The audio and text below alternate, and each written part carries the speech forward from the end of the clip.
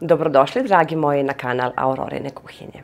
Danas imam jedan predivan recept, za mesiću jedno predivno testo, ali stvarno ovog puta fantastično, nešto što je idealno za dečje rođendane i uopšte za sve vrste slavlja. Ovaj će recept posebno da se svidi svakoj domaćici. Zato ostanite sa mnom u nastavku videa i pogledajte. Ovdje imam 250 ml mlakog mleka, 250 ml mlake vode, jednu kašičicu šećera, dodat ću jednu kašiku jabukovog sirćeta, može bilo koje, to je zbog mekoće testa.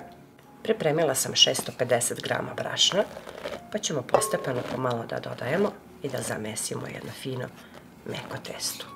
Jednu punu kašičicu soli i to je sve što je potrebno za ovo testo.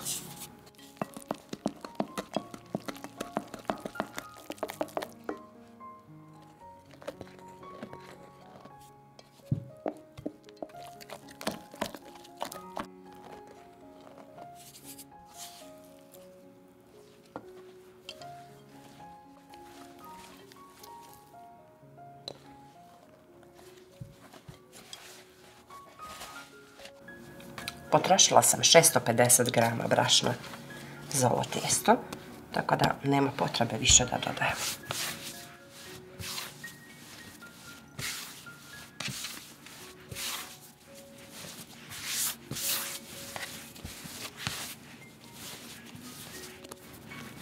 Evo, taman je fino zamešeno i dalje je lepljivo, a tako i treba da nam bude kako bi ostalo mekano.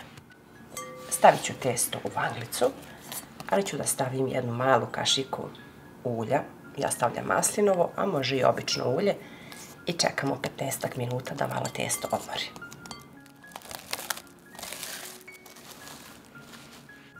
Evo testo kako je lijepo naraslo.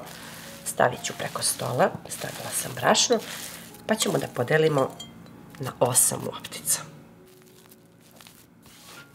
Testo je kao pena. Sad ću da podelim na 8 jednakih loptica.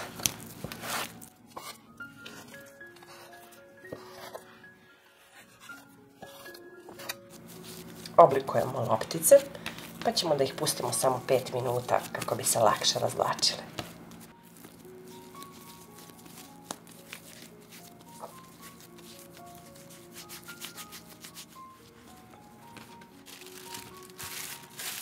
Otopila sam 200 grama putera i ovdje dodajem 50 ml ulja. Stavit ću prvu lopticu, a onda ću sa ovom tankom oklagijom da razvučem koru što tanje.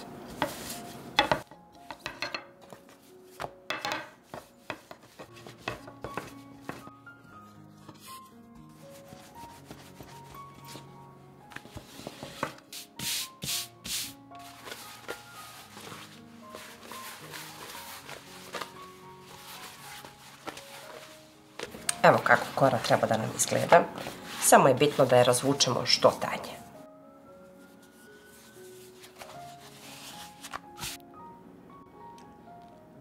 Ova pita može da se pravi i sa obično ulje ili domaću mast, zavisi šta više volite. Ja volim ukus putera pa premažem sa puterom. Sad jednostavno samo sklopimo na pola i sad opet malo premažemo. I jednostavno samo sklopimo i sklonimo sa strane i isto tako ponovimo i sa ostalim lopticama.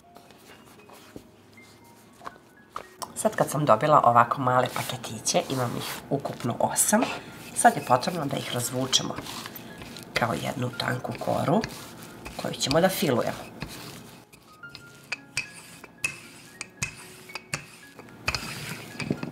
Evo sad kad sam razvukla otprilike dimenziju koju ja želim, ovog puta filujem sa sirom. Napravila sam fil, ovdje ima 400 grama sitnog sira i 2 jaja. Fil možete po želji, ono što vi volite, može i spanać, može meso, što god vi želite.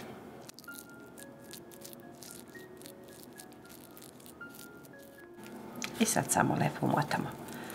Ovo će da bude jedna predivna lisnata pita, filovana sirom, tako krckava i mirisna na putar.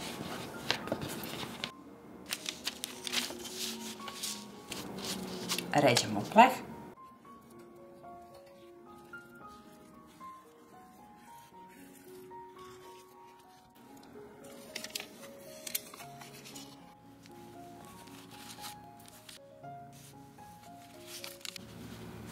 Evo, pun pleh. Već su narasle. Lernu sam uključila na 180 stepeni i pečemo oko 40 do 45 minuta. Pre pečenja obavezno, znači, isečemo skroz do kraja.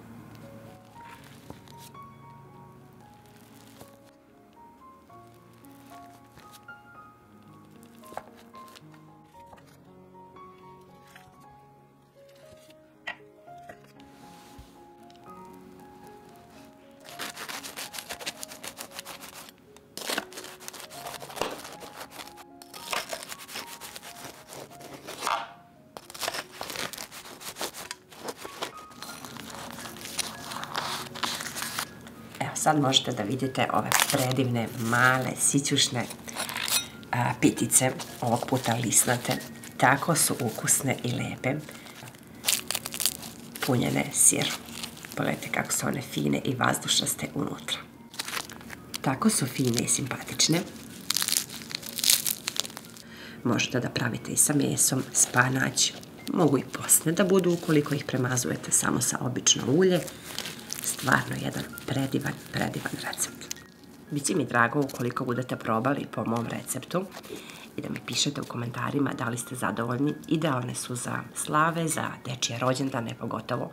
Stvarno su predivne, brza priprema i simpatičan izgled, a ukus stvarno fantastičan. Eto, to bi bilo za danas. Sve vas puno pozdravlja, vaša Aurora, pa se vidimo uskoro sa nekim novim receptom iz moje kuhinje.